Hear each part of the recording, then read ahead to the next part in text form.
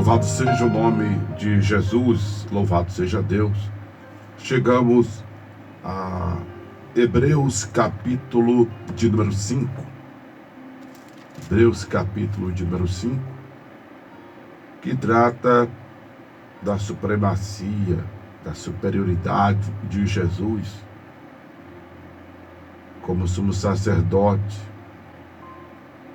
e referente à sua superioridade aos sumos sacerdotes do Antigo Pacto, do Antigo Testamento. Né? E aí é importante pontuar que o sacerdócio ele foi abolido. O sacerdócio ele foi abolido, ou seja, não funciona mais, não existe mais. E passou a desistir, ou deixar de existir, foi abolido, perdeu a sua funcionalidade, desde quando Jesus Cristo morreu na cruz do Calvário, que a Bíblia diz que o véu do templo foi rasgado de alto a baixo. O véu do templo servia como uma barreira, uma evidência de separação entre o pecador e Deus, e da inacessibilidade, inacessível ficava, não é? O pecador direto à presença de Deus. Inacessibilidade é a palavra certa. Então o véu do templo figurava isso. O véu do templo mostrava que nem todo mundo podia chegar-se a Deus. Só o subsacerdote, e com um critério muito rigoroso. Prova tanto que eu disse em abordagem anterior que o sumo sacerdote ele entrava com temor e tremor. Temor é respeito, é obediência, é consideração. E tremor é medo mesmo. Né? É a pessoa tremer mesmo, a pessoa ficar, sabe, muito ali abalada. Né? Por quê? Porque se ele entrasse fora dos padrões da rigorosidade que se devia, ele era fulminado. Ele morria ali na hora. Né? Aconteceria com ele aquilo que aconteceu com Uzar, que tocou na arca, quando a arca tombou, uma vez transportada por cavalos de boi, por uma carroça. E a arca tombou, e Uzar, achando que ela ia cair, foi e botou a mão. Hoje, na hora, ele morreu. Era isso que aconteceria com o sumo sacerdote que entrasse no Santo dos Santos indevidamente. O Santo dos Santos era um compartimento que tinha no templo, anteriormente o tabernáculo, onde havia a Arca da Aliança, feita de madeira revestida de ouro, madeira da boa, madeira que cupim não rói, como diz a música, revestida de ouro, que tinha a tampa chamada propiciatório, que tinha a imagem dos querubins, que tocavam a asa de um na asa do outro. Né? Então, quem está me assistindo aqui, pela live, digamos que aqui está a cabeça do querubim, aqui estão as suas asas. Então, as asas tocavam uma na do outro. Ficava assim, basicamente. Né? Os querubins. E era ali onde se manifestava a presença de Deus. Porque Deus, conforme estava orando o rei Ezequias, é aquele que habita entre os querubins. Isaías teve a visão de que esses seres angelicais, seres criados só para estarem adorando a Deus, os querubins, enquanto o nosso coração está Tem uns que parecem uma escola de samba, né? Tem uns que parecem assim. Os querubins estão ali adorando a Deus. Enquanto a gente está nesse processo, ó, inspiração e respiração, faz isso pelo nariz. O ideia era botar o ar para dentro pelo nariz e soprar pela boca, mas fica fazendo isso pelo nariz, né? Ó, tá com a boca fechada, mas tá inspirando e respirando pelo nariz. Eu também. O certo seria a gente fazer isso, né? Mas enquanto a gente tá assim, se a gente morre, né? Inspirando e respirando, os querubins, os serafins estão adorando a Deus. Enquanto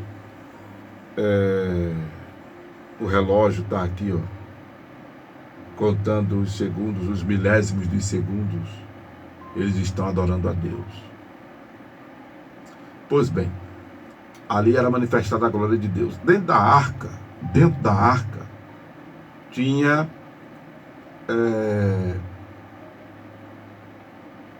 a vara de Arão. A vara de Arão tem uma mensagem muito gloriosa, isso aí. Porque a vara de Arão, ela floresceu como evidência do chamado de Deus a Arão e ao próprio Moisés. Ela floresce depois de um trabalho artesanal. Não era, tá entendendo? Depois de um trabalho artesanal, depois de raspada, depois de trabalhada com a ferramenta da época lixada. Aí ela floresce, ou seja, ela volta à vida, o que não tinha mais perspectiva de nada ali. A mensagem aí é que Deus é aquele que... Aí tem muita mensagem, né? Mas uma das que eu absorvo é que para Deus nada é impossível. Para Deus nada é impossível, porque a vara já está, tipo assim, sem raiz, já está há muito tempo.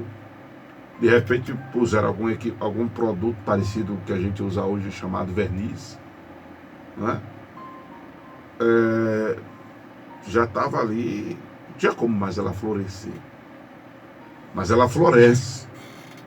A mensagem ali dentro, entre muitas coisas, porque ela é usada para evidenciar a chamada de Deus a Moisés e a Abraão, entre muitas coisas. Para mim, a mensagem do momento é que Deus é o Deus do impossível e que o povo de Israel nunca deve esquecer, como nós nunca devemos esquecer, que para Deus nada é impossível. Que para Deus tudo tem jeito. Que para Deus há sempre solução. Tinha também dentro da arca uma porção do maná. O interessante é que o maná, que foi uma provisão de Deus para o povo de Israel no deserto, né, ele não poderia ser guardado, porque senão ele evaporava. Nem adiantava ter oi grande para pegar muito maná, porque o maná ele se acabava, ele evaporava, ele não servia para o outro dia. Não adiantava ter olho grande e pegar o maná, tipo assim, oxe, eu vou pegar agora porque eu quero comer agora, amanhã e depois. Eu vou criar reservas. O maná, ele era uma provisão de Deus para o povo aprender a depender de Deus. E a mensagem do maná dentro da arca é que nunca devemos esquecer da provisão de Deus. Deus é Deus de provisão. O conhecido Jeová Jireh, o Deus da provisão. Amém? Glória a Deus. Tinha também dentro da arca as tábuas da lei.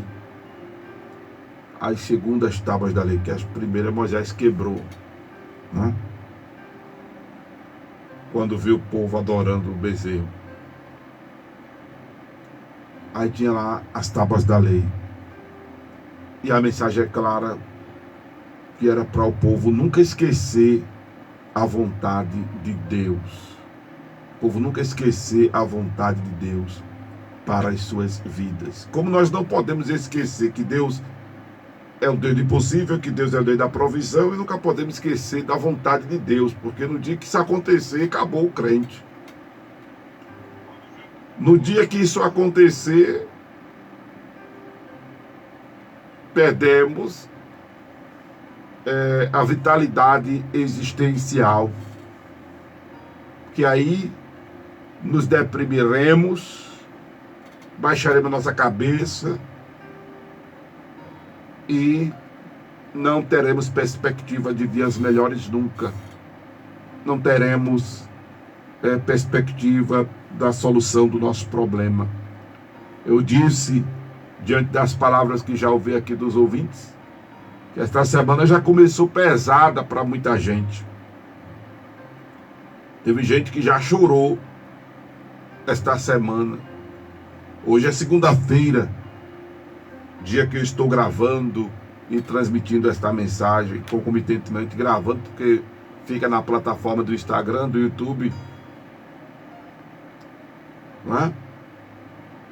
Mas no dia anterior a este já teve gente chorando por causa do que viu, por causa do que sentiu, por causa do que aconteceu.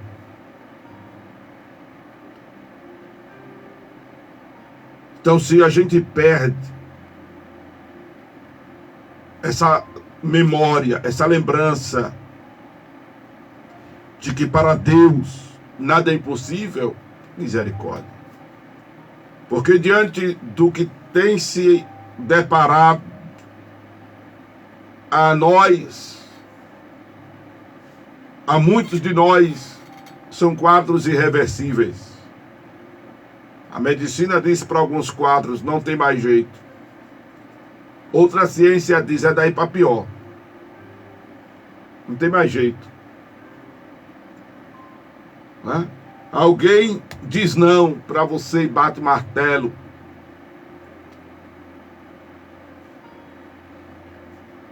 As coisas estão cada vez mais difíceis.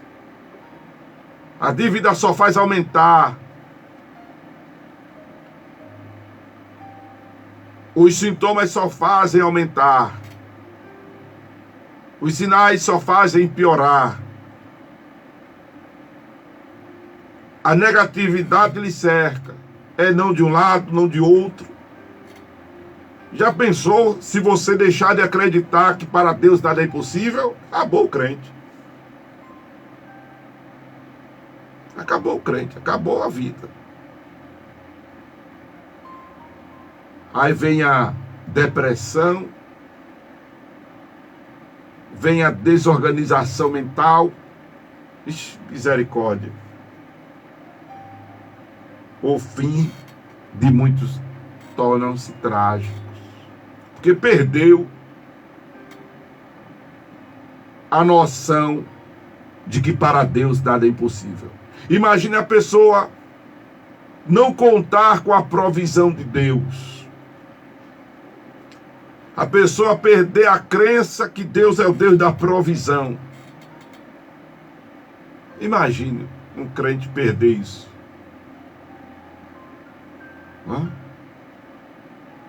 Vai acontecer a mesma coisa com que perde a certeza de que para Deus nada é impossível. E quer ver outro arraso maior? Quer ver outro arraso maior? É a pessoa perder a lembrança, o conhecimento da vontade de Deus. Se você perde isso, você vai ser um crente derrubado. Vai ser um crente denorex, que parece, mas não é. Lembra desse comercial? Sentido. Aqui no Brasil a gente chama do Paraguai, não que os crentes lá no Paraguai não sejam crentes de verdade, né? Mas aqui a gente usa, quando o negócio não é original, a gente diz que é do Paraguai. Não que esse irmão do Paraguai, que a gente chega pro mundo todo, né? Não estamos dizendo isso com vocês, irmãos do Paraguai, não. Viu? Lá os hermanos, né? Estamos falando isso dos hermanos. Não. Entendeu? Então, vai ser um crente derrubado mesmo, se esquecer da vontade de Deus, porque vai viver às custas da sua cabeça, do seu jeito, do seu modo de viver, como dá na teia, como acha que deve, como pensa que deve, como crê que deve. E não é assim. Devemos ser crente como diz a Escritura. Se formos crente como diz a Escritura, rio de água viva fluirão em nosso interior. Está escrito. Louvado seja o nome de Jesus. Bem, eu já comecei falando do tabernáculo, já comecei falando do templo, no santuário. Em cada abordagem a gente vai andar de dentro para fora, porque o Santo dos Santos é o lugar da glória. O Santo dos Santos é o lugar da presença, da soberania, onde entrava o sumo sacerdote uma vez no ano. E ele oferecia sacrifício por ele e por todos os outros sacerdotes e por todo o povo, né? Então, quem quiser conhecer um pouco mais desse assunto do Velho Testamento, não perde as próximas abordagens, não. Amém? Louvado seja Deus. Porém, Jesus, ele é superior a esse sistema antigo. E volto a dizer, foi abolido, né? Paulo escrevendo a Timóteo diz: há um só mediador entre Deus e os homens, Jesus Cristo, homem. Não é Maria, com todo respeito aos católicos, não é Maria, não é Pedro, Pedro não tem chave de nada, Pedro está mortinho da Silva, Maria também, João também, Paulo também, está tudo morto. E uma pessoa morta, ela não escuta, ela não faz nada, ela não pode fazer nada. O único que morreu e ressuscitou ao terceiro dia, senhoras e senhores, foi Jesus Cristo. Foi Jesus Cristo. É importante as pessoas saberem isso, com muito respeito, carinho e cuidado com a fé das pessoas, mas é importante dizer-lhes a verdade, para ninguém estar sendo enganado por aí. O único que ressuscitou foi Jesus. O único que foi constituído por Deus como mediador entre Deus e os homens foi Jesus. Por isso que ele nos ensinou a orarmos ao Pai em o seu nome. Amém? Porque ele é o nosso mediador. Ele é o nosso sumo sacerdote. Jesus Cristo. Jesus Cristo, que aqui em Aposto, em Hebreus, está escrito Filho de Deus. Filho, porque filho é aquele que gera, é aquele que é gerado, né?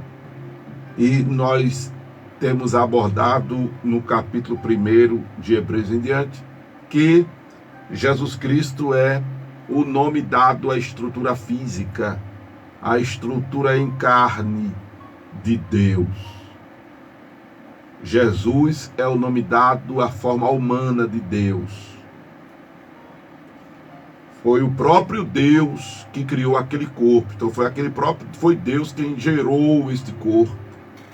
A gente já viu isso aqui, apesar de ainda estarmos no capítulo 5, mas eu já fiz referência ao capítulo 10, que mostra isso. Em que corpo me preparaste, ó Deus, para fazer a tua vontade. É a forma humana falando com a essência. Para muita gente é difícil entender, mas também estou querendo fazer você entender, não. Eu quero que você simplesmente creia. Simplesmente creia. E aí nos diz o escritor aos Hebreus, que visto que temos este grande sumo sacerdote, Jesus, Filho de Deus, que penetrou nos céus, sim, porque quando ele ressuscita, ele passa 40 dias com os discípulos, dando instruções. 40 dias depois ele é assunto aos céus. Ele sobe aos céus.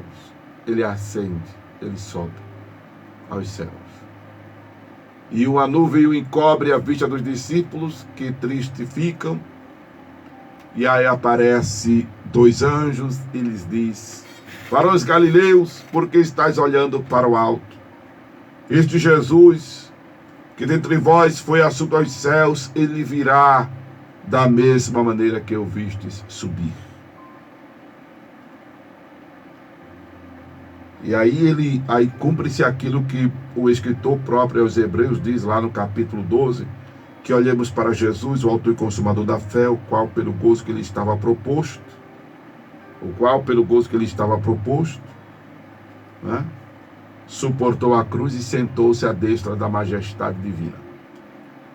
Um dos propósitos de Jesus era voltar à glória celestial. Amém? E aí, ele penetra nos céus, e o escritor aos Hebreus manda que retenhamos firme a nossa confissão. Ou seja, sejamos crentes incondicionais. Reter firme a confissão é ser crente incondicional. O que é ser crente incondicional, pastor? É independente do que acontecer, você continuar crente. Como diz o poeta, se Deus fizer, ele é Deus. Se ele não fizer, ele também é Deus. Se tiver cura, ele é Deus. Se não tiver cura, ele é Deus. Se tiver provisão, ele é Deus. Se não tiver provisão, ele é Deus. Se tiver vitória, ele é Deus. Se não tiver vitória, ele continua sendo Deus. Ser crente condicional é isso. Que é o mesmo de ser determinado. Venha o que vier, aconteça o que acontecer, você se manter louvando, adorando, servindo, pregando a palavra, fazendo a obra. Você se manter com a mão no arado. Essa semana que passou, eu escutei alguém dizendo assim para mim: você parece que está na benção, porque você está rindo demais. Você está muito alegre. Parece que você que está na benção. É porque até isso, nós pastores, né, além de cristão, somos impedidos, os sacerdotes do Velho Testamento eram impedidos de vestir-se de luto. Vê que barra era a vida do sacerdote. E como cristãos, nós não podemos andar cabisbaixo. A carne é fraca, a gente sente a dor da perda de ver um parente, um familiar, um ente querido doente. A gente sofre, a gente fica triste. A gente fica triste por estar liso, a gente fica triste por ver pessoas que a gente ama passando por situações adversas. A gente sente quando acontece conosco uma situação desagradável, só que não podemos baixar a cabeça. E não é só porque é pastor, porque é presbítero, porque é evangelista, porque... Não. Isso é uma proibição do Senhor a todo cristão. A todo cristão. Por isso que tem um versículo que diz que, além de ser o nome do programa aqui da Rádio Tamandaré, depois do Amanhecendo com Cristo, é que a alegria do Senhor é a nossa força. Ou seja, Deus se alegra quando nos vê de cabeça erguida, mesmo tendo tudo para que nós estejamos cabisbaixo.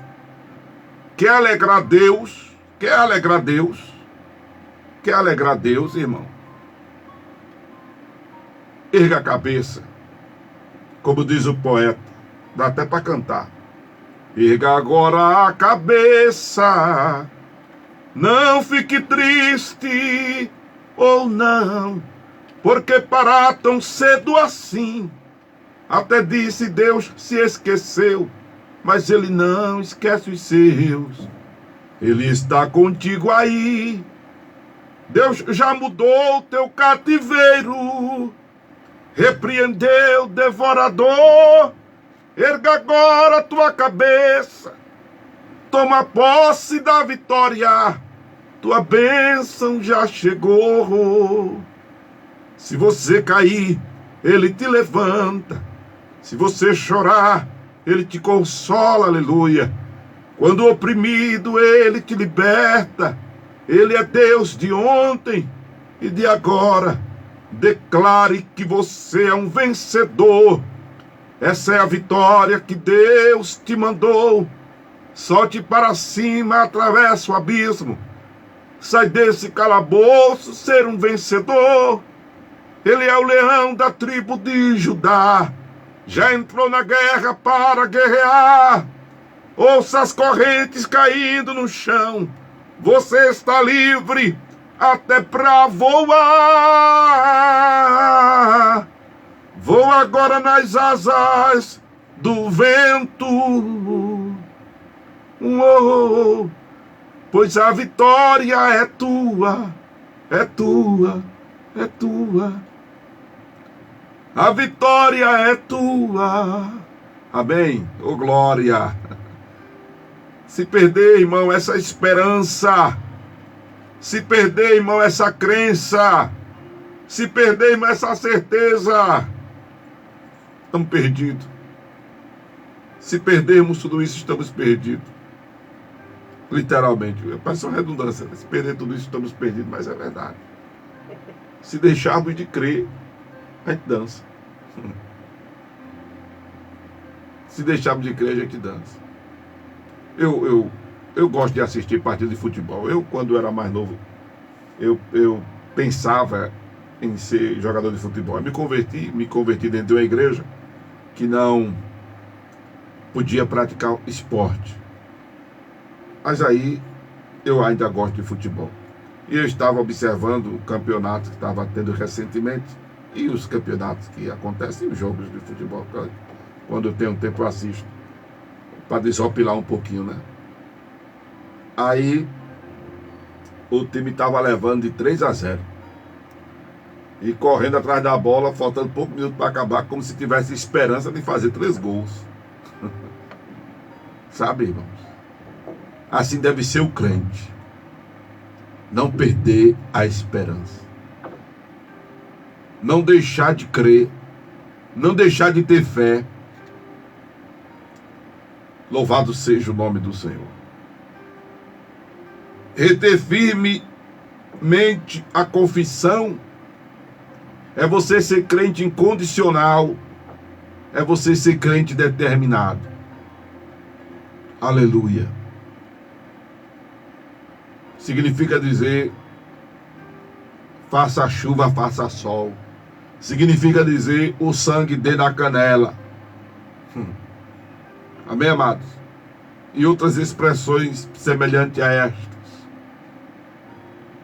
É isso que significa reter firme a confissão. Aleluia. Continua escrito, eu estou lendo, aí você diz, pastor, mas o senhor não disse que era a abordagem do capítulo 5? E o senhor leu o capítulo 4, verso 14. Na abordagem anterior eu expliquei isso. Falar disso, lembrando que quem gosta de acompanhar essas abordagens, o capítulo 4 de Hebreus não está no Instagram da rádio, porque o celular descarregou no dia, aí não teve nem como salvar. Mas está no YouTube da Rádio Tamandaré. Está lá no YouTube da Rádio Tamandaré e no YouTube do Acorda Bênção. Hebreus 1, 2, 3, 4 e agora o 5. Né? Em nome de Jesus. Aí eu estou lendo ainda a parte do versículo do capítulo 4, porque é o contexto do capítulo 5. É o contexto remoto, mas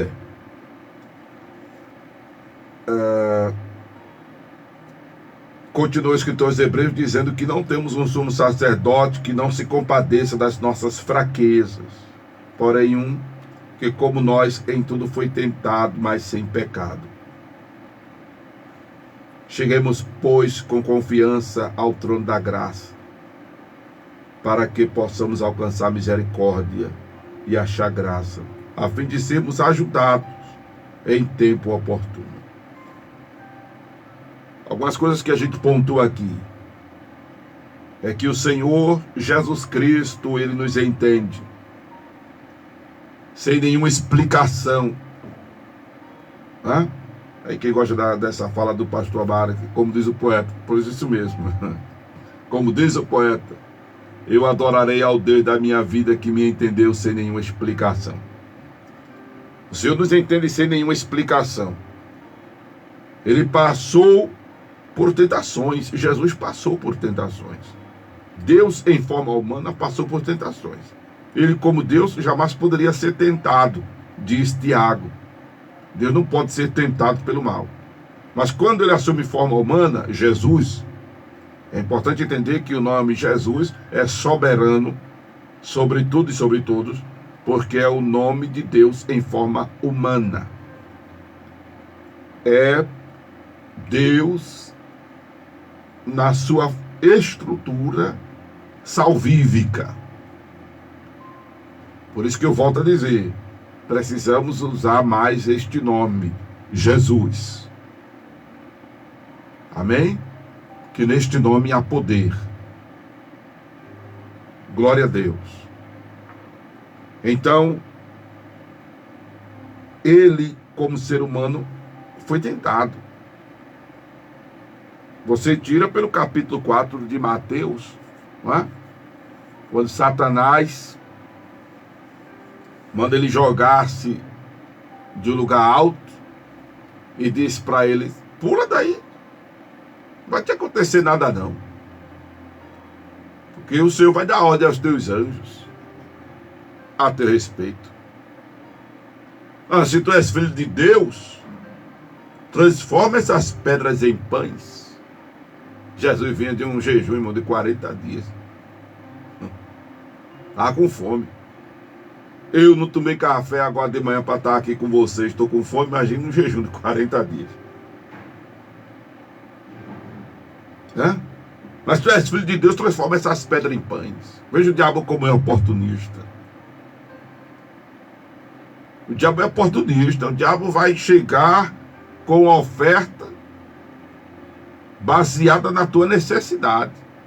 Baseado na tua necessidade. Então tem que ter muito discernimento. Tem que ter discernimento para saber quando é Deus e quando não é de Deus aquela oferta, aquela proposta. E para ter esse discernimento, amados, para ter essa sensibilidade espiritual, vou dar uma sugestão a vocês. Estejam envolvidos na obra. Sempre que puder, faça um jejum. Procurem manter acesa a devoção de vocês.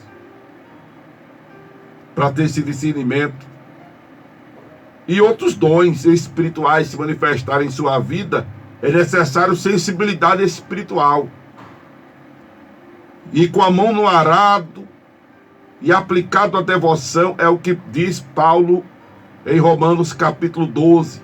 Rogo-vos, pois, irmãos, pela compaixão de Deus, que apresenteis os vossos corpos em sacrifício vivo, santo, agradável a Deus, que é o vosso culto racional. E assim experimentareis qual é a boa, perfeita e agradável vontade de Deus. Isso é pessoal. Para quem vive buscando aí profeta, profetisa, vaso, instrumento para Deus falar consigo. Pare com isso e procure você se espiritualizar. Pare com isso e procure você se espiritualizar. Se Deus quiser usar um irmão, a irmã, um pastor, um hino, uma mensagem, um versículo, uma outra situação para confirmar alguma coisa que já falou ao seu coração, ele até poderá fazê-lo. Mas Deus quer intimidade com você. Deus quer ter intimidade com você. Procure ter intimidade com Deus. Aleluia. Procure ter um altar em casa. Procure ser um crente de oração. Aleluia. Procure ter um particular com Deus. Me lembro de outro poeta que diz: existe um mistério na vida do crente que o faz estar em comunhão frequente, entronizado em sua vida, por a vida produz. Aleluia. o lavar dos pecados pelo sangue de Jesus. Louvado seja Deus. Procure ter intimidade com Deus, meu irmão, minha irmã. Procure estreitar a sua relação com Deus. A assiduidade nos cultos ajuda muito. Agora, a cidade nos cultos, desde que você se envolva no culto. Não é só marcar presença no templo, não. Não é só ser número, não. E independente da sua devoção no templo, você ter uma vida de devoção em casa. Você tem uma vida de devoção na rua, no trabalho. Estava conversando com um colega há uns dias atrás, ele disse: nos meus intervalos, Amaro, eu faço um momento de oração. Eu achei aquilo tão bonito. Eu digo que tá, glória a Deus, ainda existe crente da forma antiga. É porque não se faz mais crente como antigamente. Na igreja a turma vai para a igreja, não ora, e a conversação medonha. E quando isso agora é no zap, é no celular, vendo live no celular, na hora do culto, a turma com o celular na mão, aí a conversa que tá lendo a Bíblia pelo celular, não. Tá vendo TikTok, tá vendo esses hair, como é o nome? Hair do Instagram. Reels. Olha, como é? Reels. Reels. No Instagram, menina, Reels. Tá vendo os Reels no Instagram? Fica esses vídeos curtos, né? Fica, ou então medonho no zap, né? Falando com as pessoas no chat. Muita resenha. Fora a oração que nem existe mais nos cultos. Pastor, mas na minha igreja ora, boa noite Jesus, ponto, orou. Né? Procure ter uma vida. Aí não tem sensibilidade espiritual. Aí fica querendo que Deus use um vaso, uma vasilha, um instrumento. E tem que ter língua estranha. Se não tiver, não foi Deus. Né? Diferente do que Paulo ensina em Coríntios, que língua estranha é para os infiéis. É para os incrédulos. Aí enquanto tem muita gente fazendo questão por língua estranha para saber se é de Deus, Paulo está dizendo que quem pede esse sinal é infiel, é incrédulo. Veja que contradição estamos vivendo nos dias de hoje. Mas sabe o que é isso, irmão? Falta de leitura bíblica. Falta de Bíblia nos púlpitos.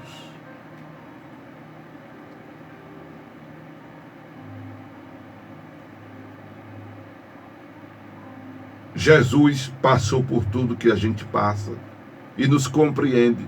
Isso não significa dizer que ele passa a mão por cima. Preste atenção. Mas ele nos entende. Aí o apóstolo, o escritor aos Hebreus, aliás, o escritor aos Hebreus diz: cheguemos, pois, com confiança ao trono da graça, para que possamos alcançar misericórdia e achar graça, a fim de sermos ajudados em tempo oportuno. A correlação desses versículos 16 e 15 e 16, é para que nós, amados, apelemos para exatamente a misericórdia do Senhor, ao trono da graça para alcançar a misericórdia. Uma vez eu disse aqui a vocês que a graça, ela é o resultado da longanimidade divina com a misericórdia. Longanimidade que não tem nada a ver com extensão, com comprimento, não tem nada a ver com trem, não tem nada a ver com o cachorro bacé, não tem nada a ver com algo comprido. Não.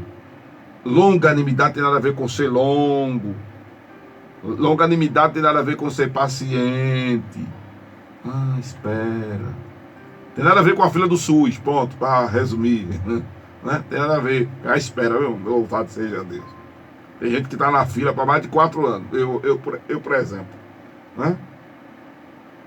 Não, ser longanimidade tem nada a ver com cumprimento, entende?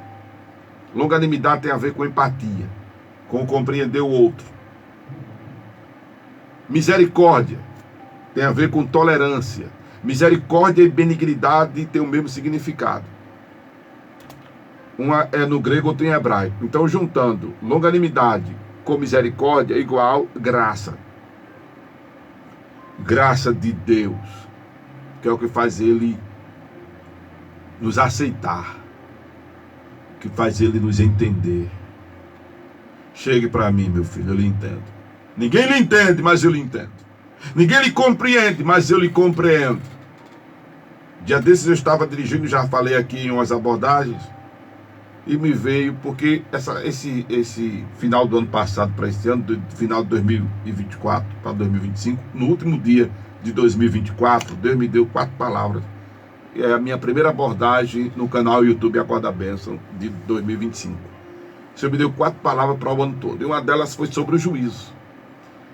E aí eu estou andando tal, e de vez em quando vem uma luz espiritual, um esclarecimento. E nesse dia me veio sobre o juízo. E quando eu meditava sobre o juízo, ali ao volante, me veio o Espírito que o juízo do Senhor será de misericórdia. Porque Deus entende o momento que você está vivendo.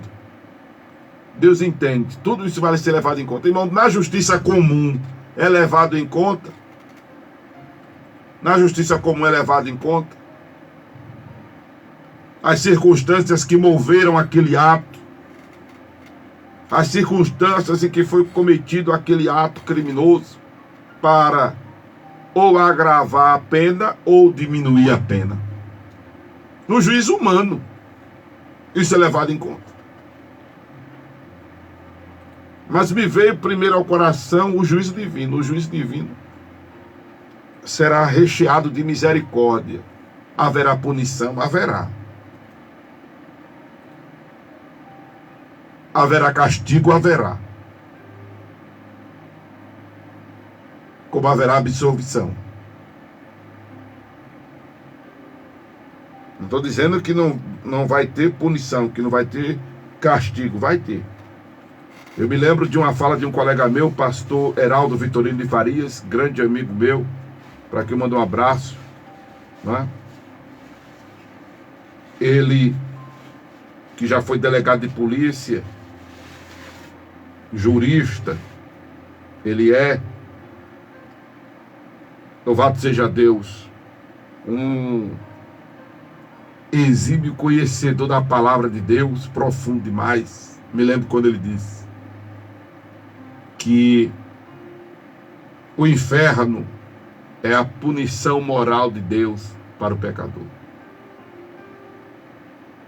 O inferno é a punição moral de Deus para o pecador.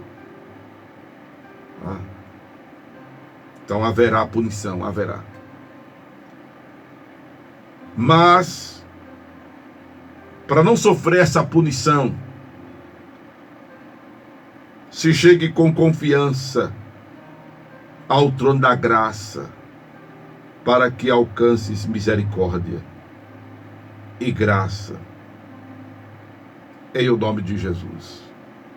Amém? Louvado seja Deus. Jesus é superior a todo o sumo sacerdote, como eu disse no começo, porque os sumos sacerdotes, que eram seres humanos iguais a nós, eles também ofertavam por si mesmo ofertas pelo pecado. Já Jesus não teve pecado algum. Jesus não precisou oferecer nenhum sacrifício por si mesmo.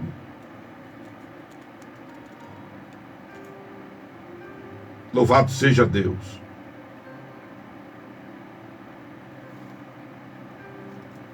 Jesus não precisou oferecer sacrifício por ele, porque vimos no versículo 5, apesar de ter sido tentado em tudo, ele permaneceu sem pecado. Amém? Louvado seja Deus. Então é importante que nós cresçamos e amadureçamos neste entendimento, porque infelizmente algumas pessoas ainda não amadureceram, como diz o escritor aos Hebreus, para os cristãos aos quais ele escrevia, que tinha gente que já deveria ser mestre neste assunto pelo tempo, que já vinham sendo instruídos, que já vinham sendo orientados. Mas ainda havia quem necessitasse de leite. E se ainda se alimentavam com leite, era porque não estavam experimentados na palavra da justiça. E ainda se conservavam meninos. Porque lhes era necessário ensinar os primeiros rudimentos da palavra de Deus. Eu quero dizer a você que é tempo, mais do que nunca, de amadurecer, tá? É tempo de amadurecer. É tempo de procurar crescer espiritualmente. E crescimento espiritual, irmãos, é proporcionado por leitura bíblica. Crescimento espiritual, pastores, as ovelhas, é proporcionado com reflexão da palavra de Deus, com princípios bíblicos, com verdades bíblicas. Não importa se a sua pregação ela é textual, expositiva ou temática, contudo que toda ela converjam as atenções para as Escrituras Sagradas. Amém? Louvado seja o nome de Jesus. Nós vamos ficando por aqui, com a graça de Deus. E eu penso que esta palavra, ela falou ao seu coração. Amém? Louvado seja o nome de Jesus. Se esta palavra lhe consolou, se esta palavra lhe exortou, se esta palavra lhe edificou, o que você ouviu foi mais que a voz de Amaro Correia. O que você ouviu foi a voz do divino. Amém? Glória a Deus. Glória a Deus.